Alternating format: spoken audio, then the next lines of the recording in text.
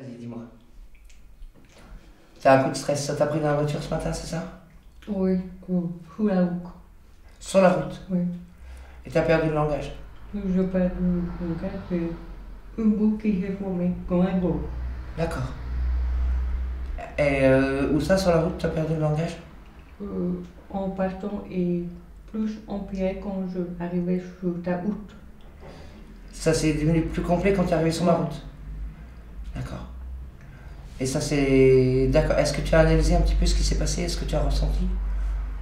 Comme du stress, comme si je ne pouvais plus avaler la salive. Comme si tu pouvais plus avaler la salive. Ok, ben on y va?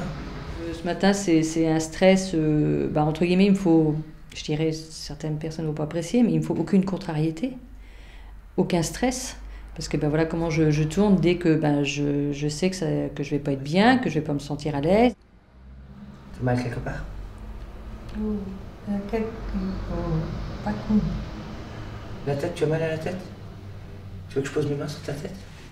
En novembre 2011, j'ai vu que ça allait pas depuis un mois avant. Je suis allée voir mon médecin traitant à plusieurs reprises, mais il m'a dit que c'était... Les nerfs? Non, c'était un coup de barre, que j'allais repartir parce que j'étais une personne très dynamique. Et quand je suis arrivée aux urgences le 20 novembre 2011, je me suis retrouvée sur un brancard, pour qui, pourquoi, je ne sais pas.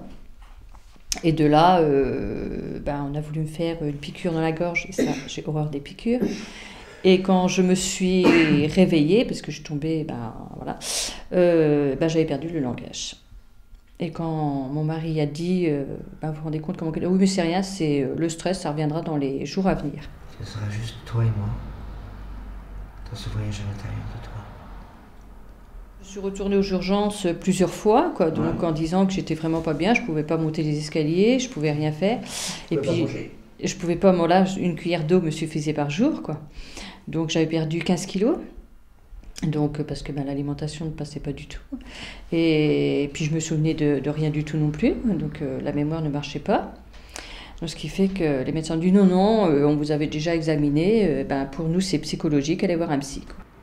Est-ce que tu es capable d'imaginer ce qui se passe dans ta tête en ce moment? De voir ce qui se passe? C'est en train de poser un canal de chaque côté. C'est en train de poser un canal de chaque côté. C'est toi qui poses ce canal? Non, ça comme si ça n'allait pas tout. Est-ce que c'est bien ce canal ou est-ce qu'il faut que tu les enlèves? Enlève-les. Commence par en enlever un. Tu as vu des neurologues? Oui, des neurologues sur Caen. Et là, on m'a hospitalisé 2 jours en me disant je ne savais pas lire non plus. Parce que quand je lisais, c'était très difficile pour moi. Parce qu'il fallait que je rassemble tous les mots. Parce que je n'y arrivais pas. Alors qu'avant je savais plus écrire, alors qu'avant je savais. Donc, de là, on m'a fait des genres d'électrochocs dans la tête, donc qui n'ont rien donné. Respire. Alors enlève ton deuxième canal. Et respire, et relâche. C'est comment? Là, c'est mieux, c'est parti. C'est mieux, c'est parti.